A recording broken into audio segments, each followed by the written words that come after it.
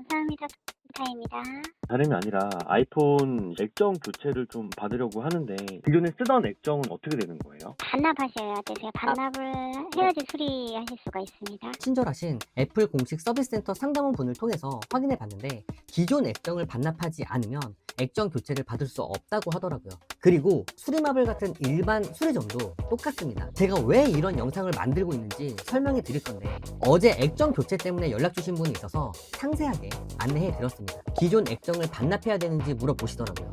그래서 반납 조건이라고 안내해 드렸습니다. 반납을 하지 않았을 때는 얼마냐고 물어보시더라고요. 그래서 액정 반납을 하시든 안 하시든 그냥 같은 금액에 해드린다고 말씀드렸어요. 왜냐면 저희는 액정 패널이 손상되어 있더라도 추가 비용을 안 받고 있기 때문입니다. 이 모든 조건을 다 손님께 맞춰 드렸습니다. 그런데 돌아온 건 뭐다? 익십! 기왕 이렇게 된 거 손님께 영상 편지 한번 보내겠습니다. 연락을 안 주셔서 무슨 일이 있으신 건 아닌지 걱정되기도 하고 서운합니다. 그런데 말이죠, 제가 보지 말아야 될 것을 봐버렸어요. 손님이 말씀해주신 똑같은 모델, 손님이 말씀해주신 똑같은 초록색 줄, 손님이 말씀해주신 기존 액정 판매! 이 모든 게 일치하는 카페 글을 봐버렸어요. 물론 손님이 아닐 수도 있겠죠. 그런데 소름 돋게 똑같네요. 그런데 말이에요, 네이버 톡톡에 손님 이름이 이땡땡이라고 되어 있잖아요. 카페 게시글 닉네임도 이땡땡이네요.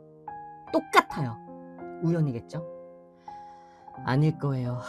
돌아와요. 돌아와 주세요. 내게 와요. 아이폰을 사용하면서 액정 수리 받아보신 분들 많이 있으시죠? 한 가지 여쭤보고 싶은 게 있습니다. 혹시 아이폰 액정 수리 받을 때 원래 사용하던 파손된 액정 이거 다시 되돌려달라고 해보신 분 계시나요? 오늘 있었던 일을 설명해 드리기 전에 우선 애플 공식 서비스 센터로 전화를 해서 확인부터 해보겠습니다. 감사합니다. 타입니다. 네, 안녕하세요. 다름이 아니라 아이폰 15 프로 액정 교체를 좀 받으려고 하는데 이거 비용 좀 알 수 있을까요? 네, 확인해 드리겠습니다. 네, 액정 수리 비용 63만 2천 원입니다. 그럼 혹시 액정 교체를 할 때 네. 기존에 쓰던 액정은 어떻게 되는 거예요? 반납하셔야 되세요. 반납을 해야지 수리하실 수가 있습니다. 반납 조건이에요? 근데 만약에 네네. 기존 액정이 없으면요? 완전 떨어져 나가 있으면요? 떨어져 나가셨다고요? 네. 아이, 분실해서 잃어버린 상황이신 건가요? 그러니까 차가 밟고 네. 지나가서 액정이 분리가 됐는데 주변에 막 유리 같은 게 막 이렇게 붙어 있어가지고 그냥 그거 다 떼버렸거든요, 그냥. 네. 유리가 완전히 막 상상조각 나가지고. 네. 확인을 해봐야 될 것 같으신데요. 그럼 혹시 파손된 네. 기존 액정이 없으면은 액정 교체를 못 받을 수도 있는 거예요? 네, 그럴 수도 있어요. 이게 애플 본사에서 사용한 자재랑 동일한 자재를 반납하게 되어 있거든요. 네네. 어느 센터로 가실 예정이세요? 센터 쪽에 한번 확인을 해보고 연락드리면 어떨까요?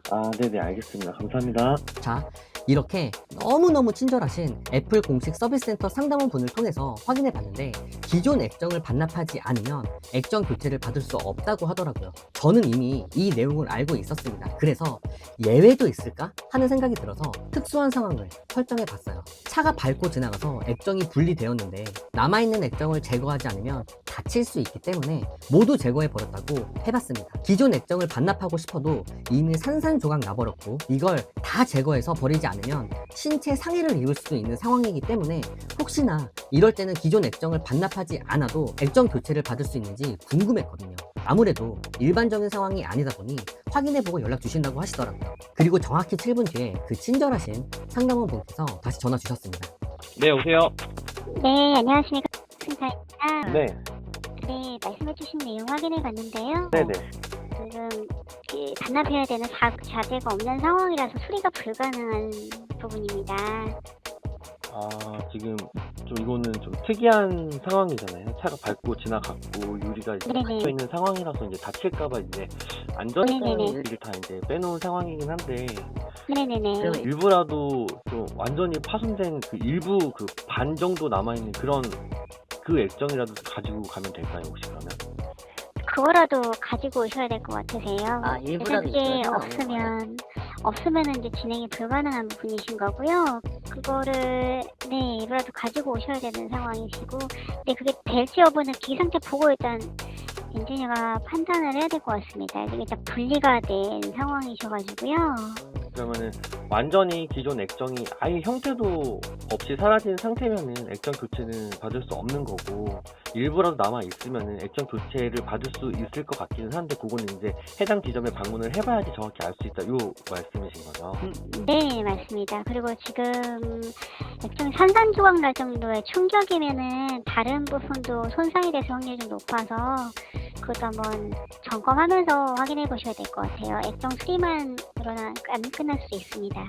두 번째 통화 내용처럼 이런 특수한 상황이 있었더라도 액정 일부라도 가져와야 된다는 답변을 받았고, 파손된 액정 일부를 가져갔을 때 액정 수리를 받을 수 있는지는 해당 지점으로 방문해서 엔지니어분이 봐야지 알 수 있다는 답변도 받았습니다. 자, 그러니까 애플 공식 서비스 센터에서 액정 수리를 받으려면 무조건 기존에 사용하던 액정을 반납해야 된다는 걸 확인할 수 있습니다. 그리고 수리마블 같은 일반 수리점도 똑같습니다. 자, 그러면 제가 왜 이런 영상을 만들고 있는지 설명해 드릴 건데, 네이버 톡톡으로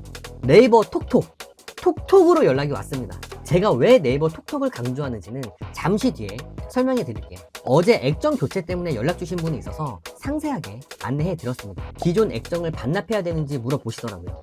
그래서 반납 조건이라고 안내해 드렸습니다. 작년에, 그러니까 2024년도에 저희가 홍대에 있을 때도 딱 한 분께서 액정 교체할 때 기존 액정 반납 조건이냐고 물어보신 분이 있었는데, 이분도 똑같이 물어보시더라고요. 어쨌든 반납 조건의 비용이라고 안내해 드렸는데, 반납을 하지 않았을 때는 얼마냐고 물어보시더라고요. 제가 아이폰 수리점을 9년 동안 운영하고 있는데 기존 액정을 반납하지 않았을 때 액정 수리 비용이 얼마냐고 물어보신 분은 처음이었습니다. 그래서 액정 반납을 하시든 안 하시든 그냥 같은 금액에 해드린다고 말씀드렸어요. 왜냐면 저희는 액정 패널이 손상되어 있더라도 추가 비용을 안 받고 있기 때문입니다. 그리고 지금 액정 상태가 어떤지도 여쭤봤는데 액정에 초록색 줄이 생겼다고 하시더라고요. 자, 액정에 초록색 줄이 생겼다는 건 패널이 손상되었다는 걸 의미합니다. 패널이 손상된 액정은 재생을 할 수 없는 폐액정이에요. 그래서 다시 한번 기존 액정은 반납하지 않으셔도 되고 비용은 추가되지 않고 똑같다고 안내해 드렸습니다. 그리고 패널이 손상된 액정은 폐액정이라 폐기해야 된다고 안내까지 해드렸습니다. 이 부분까지 안내해 드린 이유는 기존에 사용하던 액정을 판매하려고 택배로 보내든 아니면 뭐 어디 아시는 곳으로 방문을 하든 하실 거잖아요. 그런데 폐액정이기 때문에 매입하는 곳은 없습니다. 택배로 보내면 택배의 비용을 낭비해야 되고 또 다시 되돌려 받을 때도 착불로 되돌려 받을 테니까 택배비 낭비를 안 했으면 하는 마음에 안내해 드렸어요. 그리고 폐액정을 다시 돌려받잖아요. 이거 일반 쓰레기 봉투에 버리면 될까요? 안 될까요? 안 되죠. 아이폰 액정은 LCD, OLED 패널, 금속, 플라스틱, 미량의 유해 물질 등으로 구성된 복합 재질의 전자 폐기물에 해당되기 때문에 일반 쓰레기 봉투에 버리면 환경 오염을 유발할 수 있고, 무엇보다 쓰레기 분류 작업하시는 분들이 다칠 수도 있기 때문에 절대 버리면 안 됩니다. 우리나라 사람들은 분리수거에 대한 인식이 매우 높아서 이렇게 타인을 배려하지 않는 비상식적인 짓 하는 사람들 없는 걸로 알고 있는데 맞죠? 자, 그럼 다시 본론으로 돌아오겠습니다. 손님은 액정 교체를 해야 되는 상황이고 기존에 사용하던 액정을 반납하고 싶지 않고 액정 반납을 하지 않더라도 추가 비용을 내고 싶지 않다고 했죠. 이 모든 조건을 다 손님께 맞춰 드렸습니다. 그런데 돌아온 건 뭐다? 익십. 아, 죄송합니다. 잠깐 마이크 오류가 났는데 기왕 이렇게 된 거 손님께 영상 편지 한번 보내겠습니다. 반전이 있으니까 구독자 형님들도 잘 들어주세요. 아, 그런데 영상 편지 보시기 전에 미리 구독과 좋아요 좀 부탁드리겠습니다. 이 반전이 만족스럽지 못했다면 다시 구독 취소하셔도 됩니다. 안녕하세요, 손님. 잘 지내시나요? 바쁜 일이 있으신 거겠죠? 혹시나 미안한 마음에 연락을 피하시는 거라면 그러지 않으셔도 됩니다.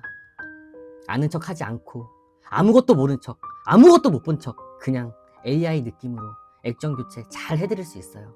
모든 조건 다 맞춰드린다고 했는데 연락을 안 주셔서 무슨 일이 있으신 건 아닌지 걱정되기도 하고 서운합니다. 그런데 말이죠, 아이폰 수리 교육 받으러 오시는 분들이 실습할 고장난 아이폰을 검색하던 중 제가 보지 말아야 될 것을 봐버렸어요.